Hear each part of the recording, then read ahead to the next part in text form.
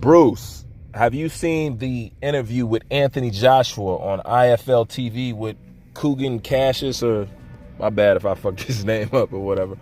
Yes, I've watched that interview. That was a dope interview. I mean, it's a lot of stuff in that interview.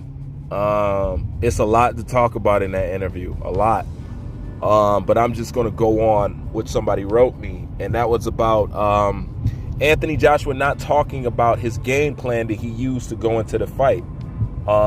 He talked about, when he was asked about it, he said, yo, you would just have to, you got to ask my team. The reason why Anthony Joshua did that is because he was embarrassed. He was truthfully embarrassed, and he didn't want to have to speak on it because he felt like he shouldn't have had to speak on it because I'm a boxer. I shouldn't have to come in here and explain why you put together a piss poor game plan. Basically, in a nutshell, he was embarrassed that the average person, the average boxing fan on the couch knew what he was supposed to do, but this so-called superstar team that he put together that I'm pretty sure that he paid a lot of money didn't. But the average person at home sitting on the couch did. That's why he totally swerved that question and say, you got to ask my team, knowing his team will never get asked. But this is also why he said we had to have some awkward conversations. And yes, if you want to get better, there's going to be some awkward conversations that you're going to have. Nobody could understand that game plan that supposedly, since Rob McCracken is the head coach, that Rob McCracken put together. Nobody understood that. You know what I'm saying? Everybody heard what Rob McCracken was saying over there in that corner. He was getting fed the wrong fucking information. And at the end of the day, the neglect from his team makes him look like a fool, because he's going to get the bulk of the blame when truthfully he's just there to show up, train. His team put together a game plan. His team does the fight film study. His team does everything.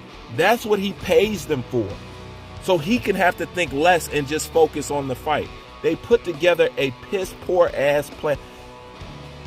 There's no excuse for how horrible that plan was, how either stupid or arrogant that plan was. But I think also it wasn't just completely his team.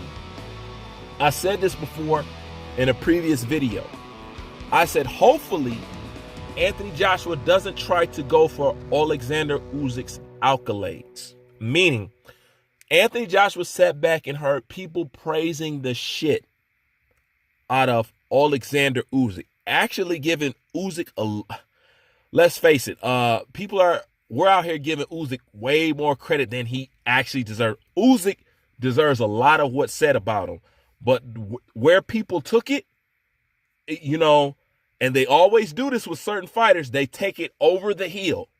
All right? They take it over the hill. So he's hearing this, how good he is, how this and how that. It's the same shit that Anthony Joshua heard when Andy Ruiz beat him. He went from a nobody to all of a sudden, he's the greatest boxer in the world when he beat Anthony Joshua. You know what I'm saying? And Anthony Joshua heard that. He said, okay, well, when I whoop his ass, then I want to hear how great I am. Anthony Joshua, this is what happened. Anthony Joshua tried to develop during the wrong fight. Let me say that again. Anthony Joshua tried to develop during the wrong fight. See, because this is going to get a little deep. This is the price that you pay, unfortunately, for taking top fighters back to back to back to back to back. Meaning, Anthony Joshua has never taken a tune-up fight to learn. See, his tune-up fights wouldn't be tuning him up. It would be learning fights for him. He doesn't have room to learn because he's been fighting elite guy after elite guy after elite guy. I don't care what anybody says or how you try to pick apart his resume. You can't at the end of the day. Not really. Not realistically, you can't. He has fought the best. He has done a bit. He's fought better competition than Tyson Fury. Even though Tyson Fury, yes, is a better boxer. Yes, he is. But does he have a better resume? Was he trying to fight all the top tier competition at any time like Anthony Joshua? No. It's the same thing with anybody else you want to name in the heavyweight division. Okay? So this is the price he had to pay because he could not learn. You can't learn during the Usyk fight. You can learn from the experience of losing, but he was trying to develop a side of his game that he should not try to execute with a fighter like that. It was very arrogant and dumb of him and his team to go in there and to think you was going to outbox a boxer who could box better than you at this time. He should have went in there and used his natural attributes, and that's what Kugan, or man, I hope I'm saying his name right. That's what he was talking about. And he said, it seems pretty clear to us what you were supposed to do. So why didn't you do it? Oh, well, you're going to have to ask my team about that. You know what I'm saying? This and that. Because he knew he couldn't say it because it was so obvious what he was trying to do, what he should have done. It was embarrassing. And he wanted to put that embarrassment, that responsibility back on his team because that's what I paid them for. And I totally understand that. I wouldn't have answered the question like that, but I totally understand that because that is what he pays them for. You know, you ride with me when I get the victory, when I get the money, you know what I'm saying? So ride with me when I'm taking the heat. Take some of this heat off of me because this is really your responsibility. You know, and they was giving him the wrong information. They gave him the wrong game plan. And it's partly Anthony Joshua's fault because at the end of the day, no matter what excuses you want to make, every man is responsible for himself and the decisions he makes. Okay? It's a lot of times fighters are supposed to follow the game plan and they go in there and say, look, I hear you, but this shit ain't working. I got to do what I feel I got to do as a fighter. That didn't click in. Anthony Joshua is too robotic mentally. His natural fight should have kicked in. But when I'm listening to the interview, it sounded like he got his fucking head on straight. He said a lot of shit that I'm pretty sure a lot of people was waiting on him to say. It sounds like he got his head on straight. You know what I'm saying? It sounds like he got the right mentality this time. Like I said, it sounds like we got to sit back and watch.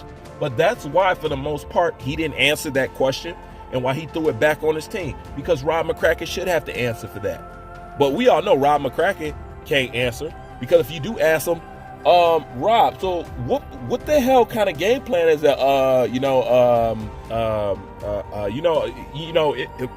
It was a game plan, but and that's all you're gonna get is a whole bunch of you knows.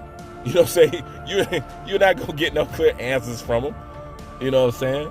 So he was just embarrassed at the fact that the average, maybe even halfway casual, knew what he was supposed to do, but his team, who I'm pretty sure he pays a pretty penny for, didn't know. And that's embarrassing. You know what I'm saying? You are an elite team. Here, I could have listened to a fucking YouTuber and I would have done better. That's why he didn't want to speak on it at the end of the day, because truthfully, it was just flat out embarrassing. I'll get back with y'all with more about the interview that he had, but it's so much in here that we can talk about. It's so much in here that we can go over. I simply can't cover it in one video, but that's my thoughts on it. Leave your thoughts in the comment section. I'm out.